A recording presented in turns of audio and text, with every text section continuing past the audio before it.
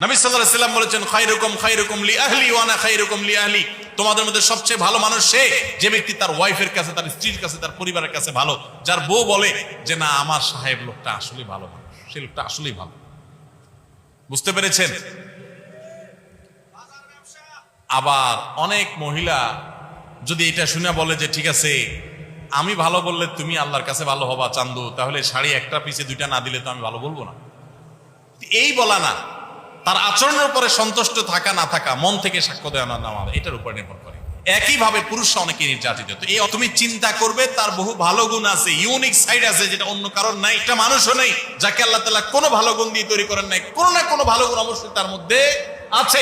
ওই ভালো গুণগুলো যদি তুমি চিন্তা করো তাহলে তোমার মনটা ভালো হয়ে যাবে। সবসময় নেগেটিভ চিন্তা করবো না, পজিটিভ চিন্তা করব। আর কিচ্ছু না হোক, আপনার স্ত্রী আপনার চরিত্র হেফাজত করছেন, আপনাকে গুনাহ থেকে রক্ষা করতে সহযোগিতা করছেন, এই একটা কারণে আপনি তার প্রতি কৃতজ্ঞতা সারা জীবন আদায় করা উচিত। আম্মা জান আয়েশা রাদিয়াল্লাহু তাআলা আনহা বয়স একটু কম ছিল, আপনারা জানেন, হাদিস শরীফে উঠে এসেছে ওনার বয়স একটু কম ছিল। অতটা ভারত্ব বয়স হলে যেরকম আসলে তো এই বয়সে থাকে না, স্বাভাবিক।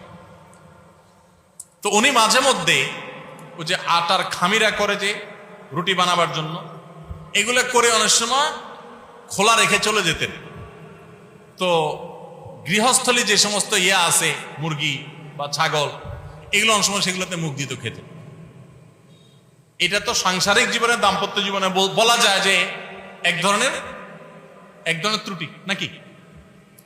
কিন্তু নবী রাসূলুল্লাহ সাল্লাল্লাহু আলাইহি ওয়াসাল্লামের কারণে কখনো তার সাথে শক্ত ব্যবহার, দুর্ব্যবহার তো দূর কি বাপ, কখনো রূঢ় আচরণ করেছেন এরকম পাওয়া যায় না।